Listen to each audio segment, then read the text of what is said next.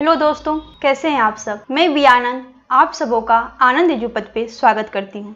मेरे दोस्तों, मैं आप सबों के बीच जीव विज्ञान की कुछ शाखाएं से संबंधित एक बहुत ही हेल्पफुल वीडियो लेके आप सबों के बीच आई हूँ।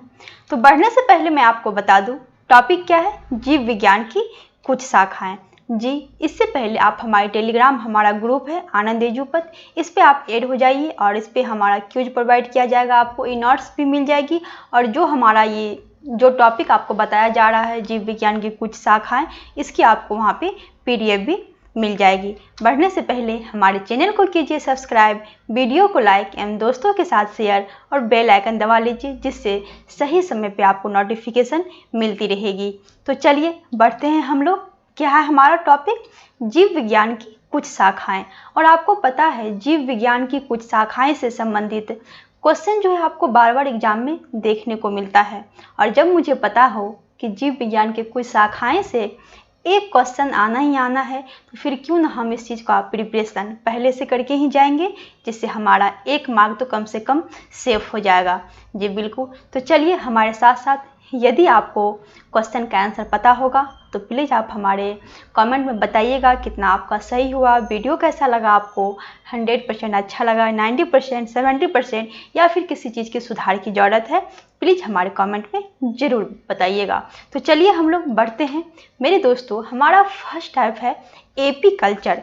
एपी कल्चर के अंतर्गत जीव विज्ञान की किस चीज़ का अध्ययन किया जाता है, तो मैं आपको बता दूं एपी कल्चर से मधुमक्खी पालन का अध्ययन। अभी मूल रूप से आपको पता होगा कि व्यावसायिक तौर पर शहद के उत्पादन के लिए हो या फिर मोम की उत्पादन के लिए जिसकी देखभाल की जाती है, उसी को एपी कल्चर के अंतर्गत रखा गया है। जी चलिए, नेक्स्ट क्वेश्चन है आपका सेरीकल्चर। और सेरीकल्चर का क्या होता है। सेरीकल्चर के अंतर्गत मूल रूप से रेशम कीट पालन का अध्ययन जो है ये सेरीकल्चर कहलाता है। रेशम का उत्पादन रेशम के कीड़े के द्वारा होता है, जिसे क्या कहा जाता है, रेशम कीट पालन या सेरीकल्चर कहा जाता है। मैं आपको बता दूं, चीन जो रेशम उत्पादन में पहला स्थान है। यदि हम लोग अपने भारत की बात करें तो हमारा इंडिया जो है सेरीकल्चर यानी रेशम उत्पादन में द्वितीय स्थान पे है, जी सेकेंड स्थान पे है। चलिए नेक्स्ट बढ़ते हैं हम लोग पीसी कल्चर। पीसी कल्चर के अंतर्गत मत्स्य पालन का अध्ययन किया जाता है, यानी मछली उत्पादन का अध्ययन किया जाता है। और फिलहाल गवर्नमेंट भी इसके लिए प्रोत्साहित कर रही है, मतलब गवर्नमेंट भी लोन दे रहा है मत्स्य पालन को बढ़ावा देने के लिए। तो कृत्रिम साधनों के द्वारा मछलियों का जो प्रजनन, पालन एवं प्रत्यारोपण जो है ये मत्स्य पालन कहलाता है। कुछ ऐसे मछली हैं जैसे मीठे जल की प्रमुख मछली के तौर पे हम लोग जानते हैं रेहू को, कतला को, लांची को और मांगुर को। नेक्स्ट एक ऐसा मछली है जो पूरे विश्व में, झींगा एक ऐसा मछली है जो कि इसका सर्वाधिक उत्पादन हमारे भारत में होता है। और एग्जाम में पूछा भी जाता है कि कौन सा ऐसा मछली है जो पूरे विश्व में सर्वाधिक उत्पादन इंडिया में होता है, वो है आपका झींगा मछली।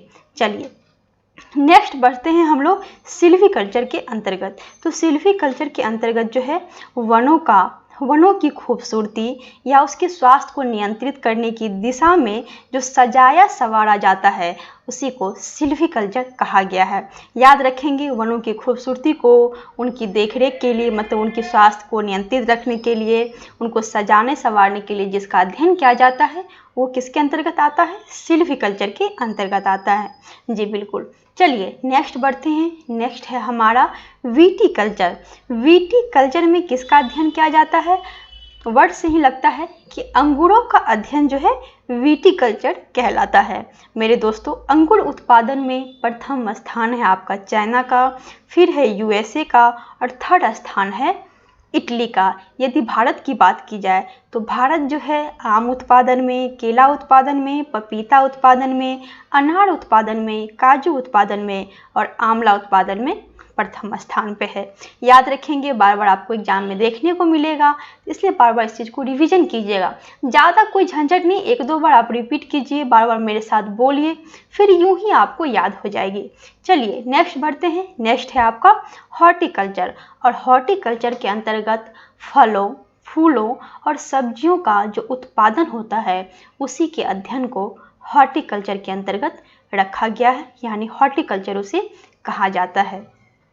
चलिए नेक्स्ट बढ़ते हैं।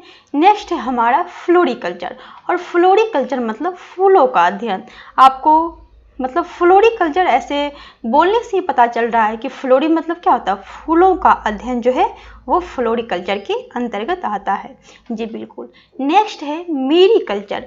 मेरीकल्चर के अंतर्गत समुद्री जीवों का अध्ययन किया जाता है। समुद्र के जो जीव होते हैं उनका अध्ययन क्या कहलाता है, मेरीकल्चर कहलाता है। फ्लोरिकल्चर क्या कहलाता है, फूलों का अध्ययन। हॉर्टिकल्चर सजावटी पेड़ पौधा यानी फलों, फूलों और सब्जियों का उत्पादन हॉर्टिकल्चर के अंतर्गत आता है। जबकि विटीकल्चर अंगूरों का अध्ययन जो है विटीकल्चर कहलाता है। चलिए नेक्स्ट बढ़ते हैं। नेक्स्ट है हमारा अर्बोरिकल्चर। अब ये अर्बोरिकल्चर क्या होता है, तो अर्बोरिकल्चर के अंतर्गत जो है वृक्ष तथा झाड़ियों की कृषि का अध्ययन किया जाता है। वृक्ष तथा झाड़ियों के कृषि का अध्ययन क्या कहलाता है, अर्बोरिकल्चर कहलाता है। नेक्स्ट है आपका ओलेरीकल्चर। वो क्या था, अर्बोरिकल्चर। नेक्स्ट है आपका ओलेरीकल्चर। तो ओलेरीकल्चर के अंतर्गत जमीन पर फैलने वाले सब्जी का जो कृषि की जाती है उसी के अध्ययन को कहा जाता है ओलेरीकल्चर। ओलेरी मतलब होता है साक्ष्य विज्ञान। इसके अंतर्गत फसल की स्थापना, खेती का चयन करना, बीज तैयार करना, ये सब चीज़ का अध्ययन जो है वो ओलेरीकल्चर के अंतर्गत आता है। जी बिल्कुल। चलिए नेक्स्ट बढ़ते हैं। नेक्स्ट है आपका ओलिविकल्चर। एक था अर्बरी, दूसरा था ओलेरी और तीसरा है ओलिविकल्चर। तीनों में डिफरेंट आप देख पा रहे होंगे, इसीलिए छोटा छोटा पॉइंट होता है जो कि एक दो वर्ड का इधर उधर करने से जो है मीनिंग ही चेंज हो जाता है। इसीलिए याद रखेंगे हम लोग। ओलिविकल्चर के अंतर्गत जैतून की कृषि की जाती है। जैतून की कृषि किसके अंतर्गत, ओलिविकल्चर के अंतर्गत। ओलेरीकल्चर के अंतर्गत जमीन पर फैलने वाले सब्जियों की कृषि का अध्ययन किया जाता है। जबकि अर्बोरिकल्चर के अंतर्गत वृक्ष तथा झाड़ियों की कृषि का अध्ययन अर्बोरिकल्चर के अंतर्गत आता है। चलिए नेक्स्ट बढ़ते हैं। माइकोलॉजी। माइकोलॉजी के अंतर्गत कवकों का अध्ययन किया जाता है। फंगी का अध्ययन क्या कहलाता है, माइकोलॉजी कहलाता है। मशरूम क्या है, एक कवक है जिसको हम लोग सब्जी के तौर पे उसको खाते हैं। कोशिका भित्ति जो होती है, कवक की कोशिका भित्ति सेलुलोज व काइटिन की बनी होती है। ये एग्जाम में पूछा जाता है कि कवक की कोशिका भित्ति किस चीज़ का बना होता है, तो सेलुलोज व काइटिन की बनी होती है कवक की कोशिका भित्ति। कवक विज्ञान के जनक कौन है, तो कवक विज्ञान के जनक हैं आपके, कमेंट कीजिएगा कौन है इसके जनक। चलिए कवक विज्ञान के जनक कौन है, मैं बता भी देती हूँ। यदि आप जानते होंगे तो जरूर कमेंट कीजिएगा। कवक विज्ञान के जनक के रूप में माइकेली जी को जाना जाता है। जी बिल्कुल सही सुना आपने। चलिए नेक्स्ट बढ़ते हैं हम लोग। नेक्स्ट है आपका फाइकोलॉजी। फाइकोलॉजी के अंतर्गत शैवालों का अध्ययन किया जाता है, जबकि माइकोलॉजी के अंतर्गत कवक का अध्ययन किया जाता है। फाइकोलॉजी को हम लोग भोजन के रूप में, आयोडीन के रूप में, मतलब शैवाल को जो है हम लोग भोजन के रूप में या आयोडीन के रूप में, खाद के रूप में या औषधि के रूप में या अनुसंधान के रूप में इनका प्रयोग किया जाता है। किसका, तो शैवालों का। शैवालों का अध्ययन क्या कहलाता है, फाइकोलॉजी। फाइकोलॉजी किसका अध्ययन, तो शैवालों का अध्ययन। चलिए नेक्स्ट बढ़ते हैं हम लोग एंथोलॉजी। तो एंथोलॉजी के अंतर्गत जो है पुष्पों का अध्ययन किया जाता है। किसका अध्ययन, पुष्पों का अध्ययन एंथोलॉजी के अंतर्गत किया जाता है। नेक्स्ट हमारा पोमोलॉजी। पोमोलॉजी के अंतर्गत फलों का अध्ययन किया जाता है। फलों का अध्ययन क्या कहलाता है, पोमोलॉजी कहलाता है। नेक्स्ट है ऑर्निथोलॉजी। ऑर्निथोलॉजी के अंतर्गत पक्षियों का अध्ययन किया जाता है। पक्षियों का अध्ययन क्या कहलाता है, ऑर्निथोलॉजी कहा जाता है। सबसे बड़ा पक्षी कौन सा है, तो सबसे बड़ा पक्षी आपका शुतुरमुर्ग। सबसे यदि छोटा पक्षी की बात की जाती है तो सबसे छोटा पक्षी आपका हमिंग बर्ड। क्या है, सबसे छोटा पक्षी है हमिंग बर्ड, जबकि सबसे बड़ा पक्षी है शुतुरमुर्ग। उड़ ना सकने वाली पक्षी कौन सा है, उड़ ना सकने वाली पक्षी आपकी कीवी या एमू। क्या है, उड़ ना सकने वाली पक्षी है कीवी या एमू। नेक्स्ट बढ़ते हैं हम लोग। चलिए नेक्स्ट है हमारा इक्थियोलॉजी।